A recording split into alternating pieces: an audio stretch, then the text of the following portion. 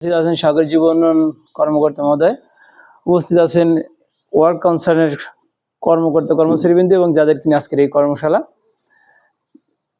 উপস্থিত, আসসালামু আলাইকুম। সবাইকে শুভ দুপুর বলা যায় না, শুভ সকালে বলতে 11টা।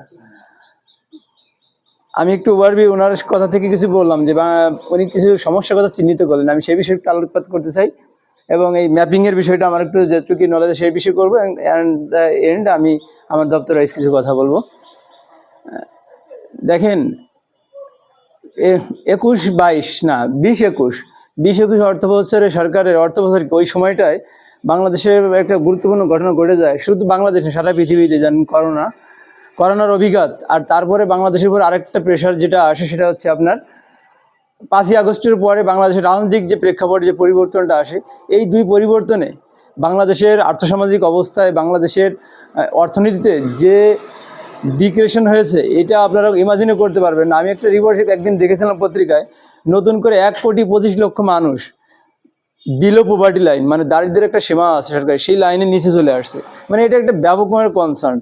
আপনি দেখবেন আপনার যে একটা জনসংখ্যা কখন সম্পদ হিসেবে পরিগণিত হয়, যখন আপনার যে সম্পদ আছে তার সাথে সাদৃশ্যপূর্ণ।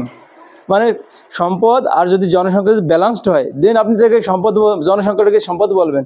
পৃথিবীতে অনেক দেশে এখন বলে জনসংখ্যা সম্পদ, কিন্তু কোন জনসংখ্যা সম্পদ? যেটা আপনার সম্পদের সাথে সাদৃশ্যপূর্ণ, সেটাকে বলে সম্পদ। কিন্তু বাংলাদেশ ছোট্ট একটা দেশ, এখানে প্রায় 20 কোটি লোক, এবং অনেকে বলে 20 কোটির উপরে। 20 কোটি লোক আসলে ওইভাবে সম্পদ হিসেবে আমরা এখনো পরিগণিত করতে পারি না, বিকজ আমরা যদি এই জনসংখ্যার প্রশিক্ষণপ্রাপ্ত যদি না করতে পারি, তাহলে এটা কখনোই সম্পদ হিসেবে হবে না।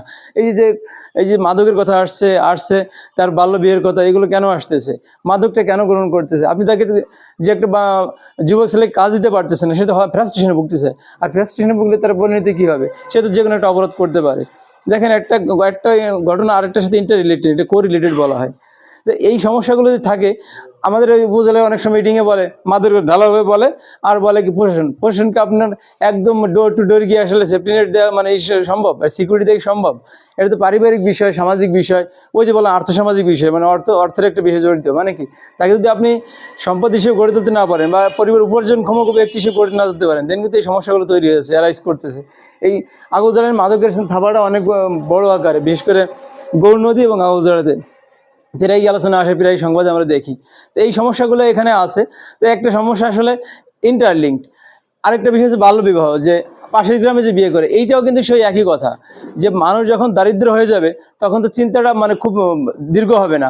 একটা মেয়ে যখন বড় হবে, তার তো বড় হওয়ার সাথে সাথে কি তার ভরণ পোষণের যে ব্যয়ভারটা সেটা বেড়ে যায়। এখন বাবা নিজেই চলতে পারে না, তাহলে মেয়েটা কী করবে? কি তো মেয়েটা যদি সুশ্রী হয়, পাশের ঘরে একজনের কথা শুনে মেয়েকে বিয়ে দিয়ে দেয়। আমি সেদিনকে একটা প্রোগ্রামে যে বলছিলাম যে বাল্য বিয়ের হারটা কেন বেড়ে গেল, কেন? আমি এর আগে একটা ভালো স্টেশনে ছিলাম, স্বরূপকারী জানেন, সেখানেও সুটেকাটি এবং সোহাগদল বল দেয়, এখানে একটা দারিদ্র প্রবণ এলাকা, ব্যাপক হারে বাল্য বিয়ের বিষয়টা। তাই বাল্য বিয়ের বিষয়টা তো এইভাবেই আসে।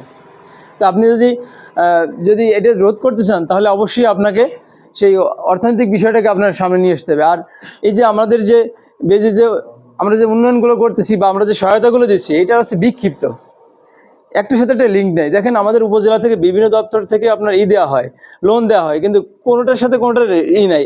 আমিও লোন দিচ্ছি, আমার সমাজ সাথে কিছু লোন দেয়, দেখেন সেই লোনটা যুবন লোন থেকে একজন নিচ্ছে, আবার ওই যে বিআরডিবি থেকে লোন নিচ্ছে, আবার আরও কয়েকটা আছে, নামটা আমি করতে পারছি না, লোন নিচ্ছে। মানে এক ব্যক্তি পাচ্ছে, কিন্তু আমার দেখছি অনেক মানুষ থাকে জানেও না। আপনাদের কর্মশালাটাকে এই জন্য আমি ধন্যবাদ জানাই, যে এই যে আমি আগে তথ্যপর অনুষ্ঠানে যাইতাম, একদম ডোর টু ডোর। মানে কি, ডোর টু ডোর আপনাকে জানানো যে হ্যাঁ, সরকার এই সুযোগটা দিচ্ছে, আপনি এটা কাজে লাগান, আপনি কাজে লেগে আপনার ভাগ্য উন্নয়নটা করেন বা আপনার জীবন মানের উন্নয়নটা করেন।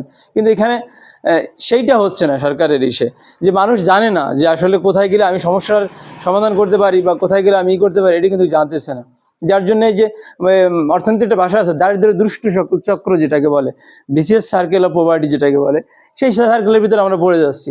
আর এই দারিদ্র্যের কষাঘাতে পড়েই আপনার এই যে অপরাধ, যে চুরি ডাকাতি হতো বেড়েছে দেখলাম বিভিন্ন জায়গায়। এটা নিয়ে তো সাংবাদিক বিভিন্ন সময় উপজেলায় আমাদের কথা বলে যে অমুক জায়গায় চুরি হয়েছে, অমুক জায়গায় চিন্তা হয়েছে, অমুকের ডাকাতি হয়েছে। এই কারণটা তো এইটাই, যে আপনি যখন একটা মানুষকে তার যে উপযুক্ত কাজ দিতে পারবেন না, সে যখন তার জীবনের যে দৈনন্দিন চাহিদা সে মিট আপ করতে পারেন, তখন সে অপরাধ প্রবণ হয়ে ওঠে। অপরাধের এইটা বিষয় আর কি। তারপর একটু ম্যাপিংয়ের কথা বলি, অ্যান্ড দেন আমার এটা বলবো। ম্যাপিংটা হচ্ছে কি, এটা একটা গুরুত্বপূর্ণ বিষয়। কেন? মানে